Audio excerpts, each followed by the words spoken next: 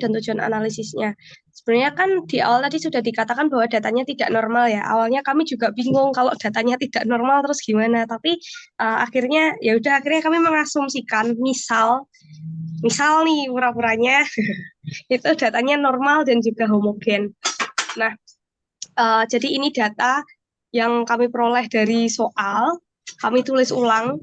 Kemudian untuk tujuannya ini, untuk mengetahui apakah modal berpengaruh terhadap nilai, kemudian apakah gaya belajar berpengaruh terhadap nilai, apakah terdapat ketergantungan antara model dan gaya belajar terhadap nilai, kemudian apakah ada perbedaan signifikan antara model STAD dengan rata-rata nilai model STAD dengan rata-rata nilai yang menerapkan model langsung.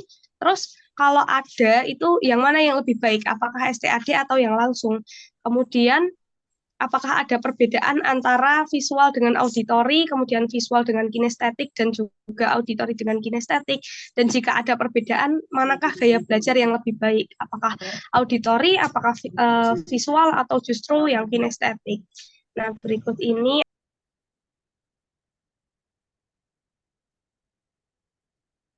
manual. Nah, kami merumuskan hipotesis dulu, kalau sebelumnya mungkin teman-teman yang lain menggunakan TAUI gitu kan ya.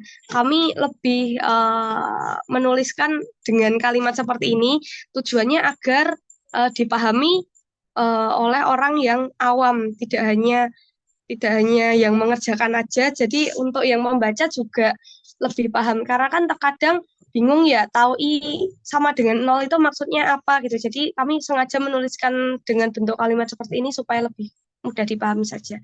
Jadi untuk H0A itu tidak terdapat pengaruh model terhadap nilai, kemudian H1A itu terdapat pengaruh model terhadap nilai, dan seterusnya. Kalau untuk yang B itu kaitannya dengan gaya belajar, dan untuk yang AB itu antara model dan gaya belajar. Untuk alfanya 0,05 sesuai dengan yang ada di soal. Nah, kemudian ini perhitungan secara manual. Jadi di sini untuk yang A itu kami beri keterangan di sini. A1 itu STAD dan A2 itu langsung.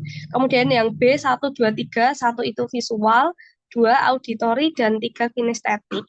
Nah, untuk Y11, 1, 2, dan seterusnya untuk yang YY ini sebenarnya itu jumlahnya ya. Jadi jumlahan data. Jadi 90 ditambah sekian, sekian, sekian. Nah, kemudian untuk yang N ini adalah banyaknya data. Untuk yang A1, B1 itu 11, untuk yang A1, B2 itu 9, dan seterusnya. Kemudian yang X bar ini rata-ratanya. Jadi 960 per 11, ini 87,273. Sebenarnya di sini komanya banyak banget ya ke belakang, tapi kami menggunakan 3 angka untuk desimalnya. Lanjut, sebenarnya kami juga menghitung manualnya kemarin pakai orek-orekan ini yang untuk menghitung JK, JKT, JKA, JKB, terus JK subtotal, JKAB, dan juga JKS. Itu kami menghitungnya menggunakan perhitungan manual orek-orekan kayak gini. Memang tidak dilampirkan karena nanti slide-nya jadi banyak.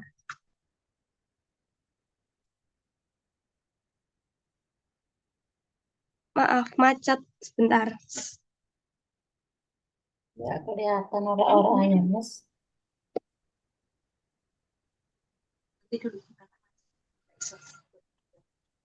Sebentar ya, Bu. Maaf. Ini Ya. macet, nggak bisa turun. Kamu Sebentar, kemana saya aja? Hmm, share screen dari yang satunya. satunya. Oke. Sebentar.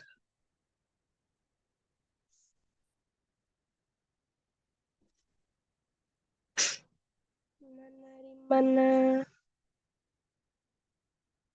Eh, Sebentar, Bu. Ambil flash disk. Lupa datanya di flash disk.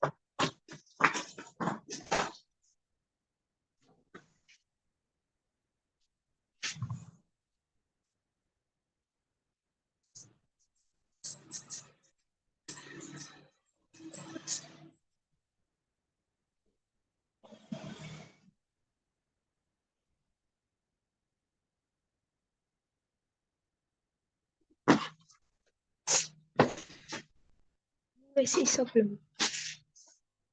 Oh, belum iso. Sebentar. Oke.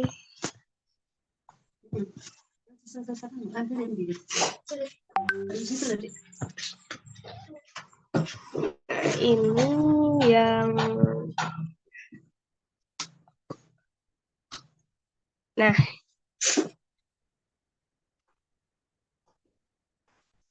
nah ini digeser gini. Tadi sampai yang, nah di sini. Ini tadi kan perhitungan manual itu diperoleh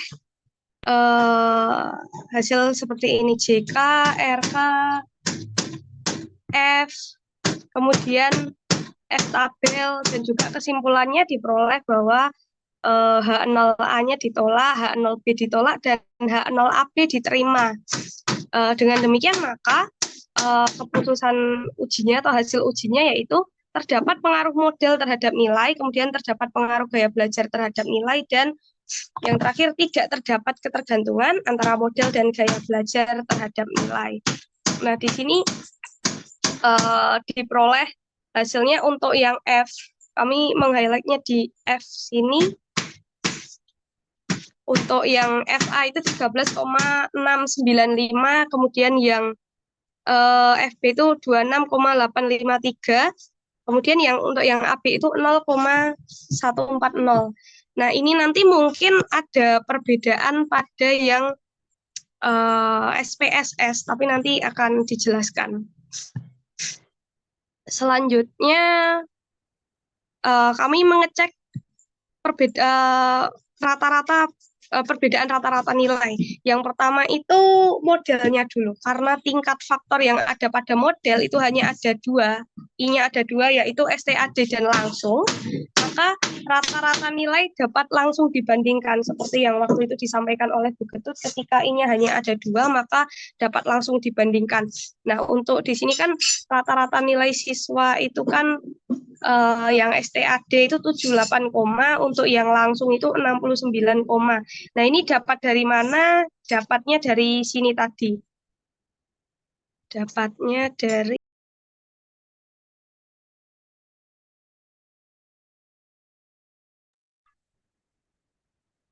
yang dari sini tadi.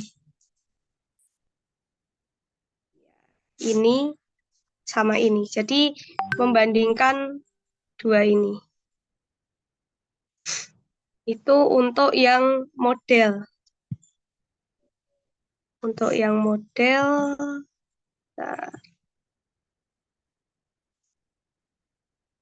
nah jadi untuk yang model tadi bisa kita lihat bahwa untuk yang STAD itu rata-ratanya lebih tinggi daripada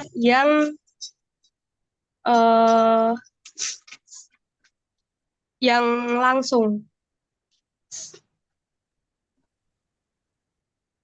Kemudian berarti bisa dikatakan bahwa model STAD itu lebih baik daripada model langsung. Kemudian selanjutnya itu yang gaya belajar. Untuk gaya belajar, karena tingkat faktor yang ada pada gaya belajar itu lebih dari 2, D-nya sama dengan 3. Seperti yang kita tahu ada visual, auditory, dan kinestetik, maka perlu dilakukan uji komparasi ganda.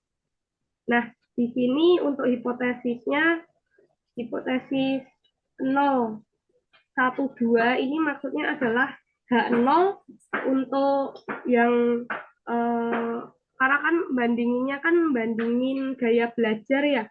Jadi kalau kita melihat di sini tadi, nah untuk gaya belajar itu kan poinnya poin B.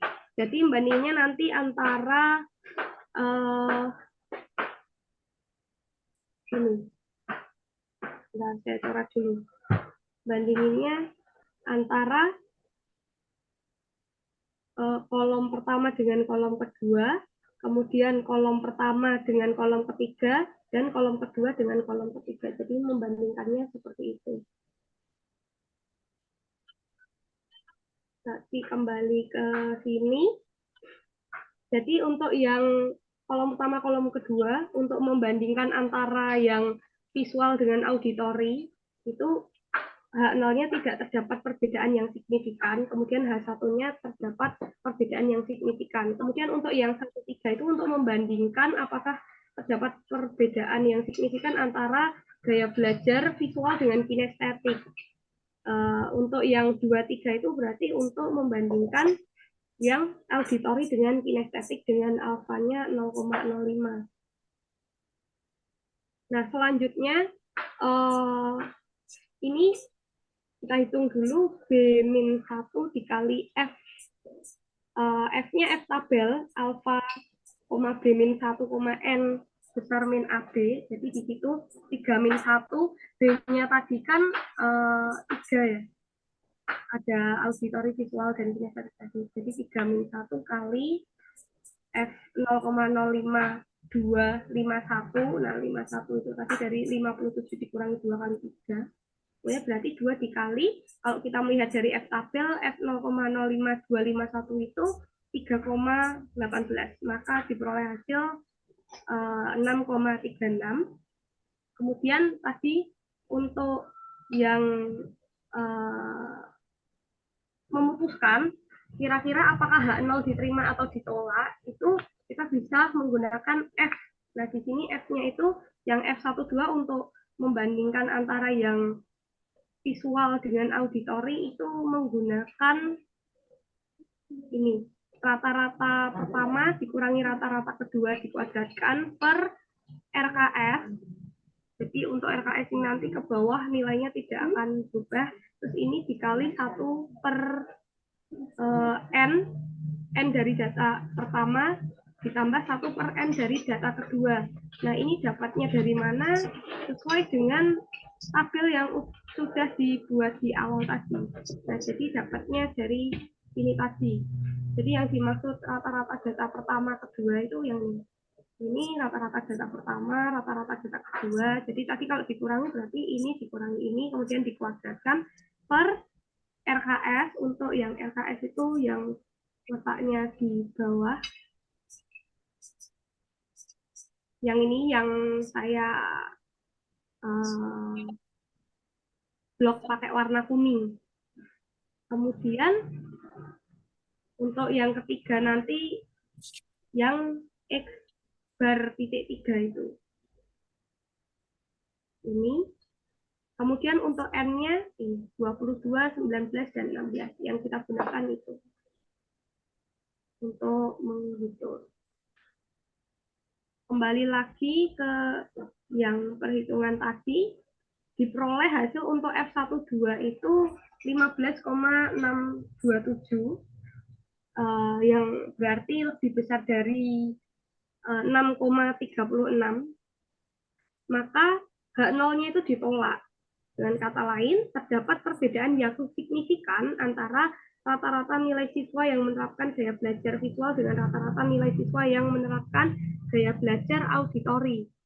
Kemudian untuk yang F13 dengan cara yang sama diperoleh hasil 58,546 yang lebih besar dari 6,36 sehingga H013, mohon maaf ini ada salah ketik, ini harusnya 13 ditolak. Dengan kata lain terdapat perbedaan yang signifikan antara rata-rata nilai siswa yang menerapkan gaya belajar visual dengan rata-rata nilai siswa yang menerapkan gaya belajar kinestetik.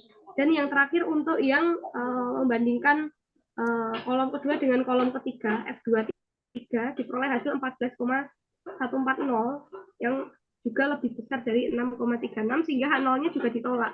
Ini harusnya H023. Dengan kata lain, terdapat perbedaan yang signifikan antara rata-rata nilai siswa yang menerapkan gaya belajar auditori dengan rata-rata nilai siswa yang menerapkan gaya belajar kinestetik.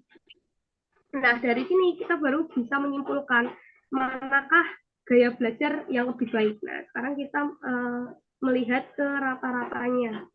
Jika kita melihat kembali rata-rata nilai siswa, pasti untuk yang gaya belajar visual itu rata-ratanya 84, kemudian rata-rata untuk yang auditor itu 73 dan yang kinestetik itu 69. Karena tadi dikatakan bahwa terdapat perbedaan yang signifikan, maka bisa disimpulkan bahwa gaya belajar yang paling baik adalah gaya belajar visual, kemudian yang kedua yaitu auditori, baru yang terakhir kinestetik. Nah, selanjutnya berikut ini adalah hasil analisis data menggunakan SPSS.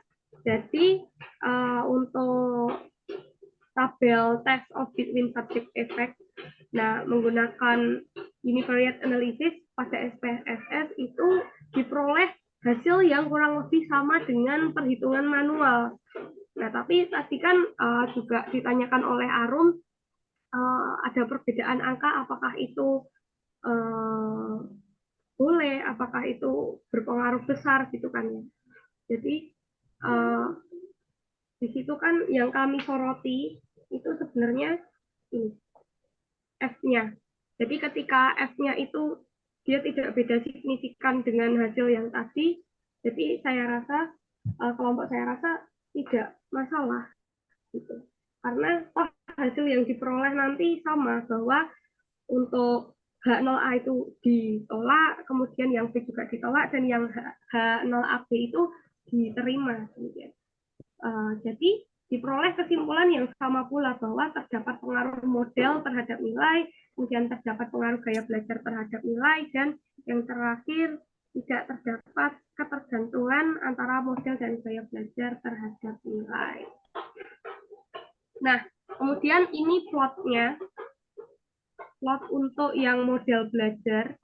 Jadi di sini kan bisa kita lihat gap-nya antara yang STAD dengan yang langsung itu kan besar ya, berarti bisa dikatakan bahwa bedanya itu signifikan gitu. Berarti bisa dikatakan bahwa STAD itu lebih baik daripada model langsung. Kemudian ini, kalau kita melihat di min-nya ini juga sama, 77, dan 68, itu menunjukkan bahwa STAD itu kan rata-rata nilainya lebih tinggi daripada langsung, sehingga bisa dikatakan lebih baik, STAD lebih baik daripada model langsung. Selanjutnya yaitu yang gaya belajar. Berikut ini plotnya. Jadi untuk yang plot ini tadi kan untuk yang perhitungan manual kan didapatkan hasilnya itu beda signifikan gitu ya. Jadi ini bisa diperoleh kesimpulan mana yang lebih baik, itu bisa diperoleh kesimpulan, dan berdasarkan perhitungan menggunakan SPSS pun sama. Mungkin sesuai yang dikatakan tadi, hasilnya sedikit berbeda karena pembulatan desimal tadi. Tapi untuk yang ini, untuk yang gaya belajar ini kami menggunakan signifikansi. Jadi untuk yang signifikansi visual auditori itu 0,003, nah itu kurang dari alfa 0,05, sehingga bisa disimpulkan terdapat perbedaan yang signifikan. Kemudian untuk yang visual kinestetik pun demikian, sama.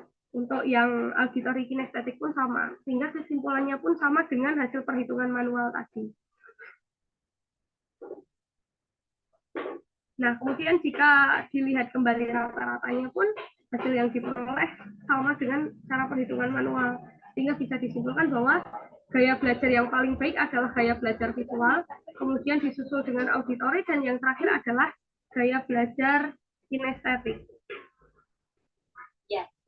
Nah, kemudian kesimpulannya, tadi kan di awal sudah disusun tujuannya, sebenarnya bentuknya pertanyaan. Nah, sekarang di kesimpulan ini kami menuliskan conclusion-nya berupa jawaban dari pertanyaan tersebut. Jadi kesimpulannya adalah terdapat pengaruh model terhadap nilai, kemudian terdapat pengaruh gaya belajar terhadap nilai, yang ketiga tidak terdapat ketergantungan antara model dan gaya belajar terhadap nilai, kemudian terdapat perbedaan yang signifikan antara rata-rata nilai siswa yang menerapkan model STAD dengan rata-rata nilai siswa yang menerapkan model langsung, kemudian model STAD lebih baik daripada model langsung dari rata-rata itu tadi. Kemudian terdapat perbedaan yang signifikan antara rata-rata nilai siswa yang menerapkan gaya belajar visual dengan auditori. Kemudian terdapat perbedaan signifikan antara rata-rata nilai siswa yang menerapkan gaya belajar visual dengan kinestetik, dan begitu juga dengan auditori dan kinestetik.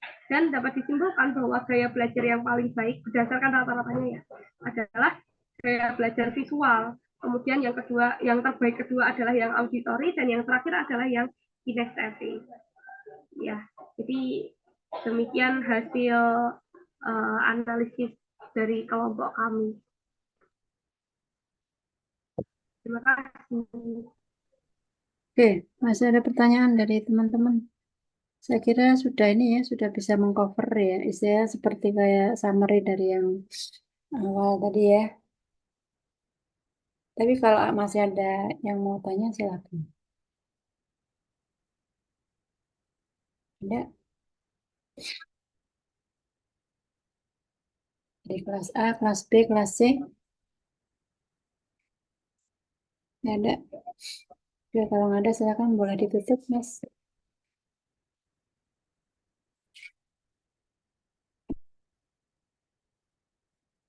Ya, jadi demikian prestasi dari kelompok kami. Apabila ada kekurangan, kami mohon maaf, dan misal ada sesuatu yang kurang mungkin Bu Ketut bisa merevisi dan menambahkan. Terima kasih. Oke.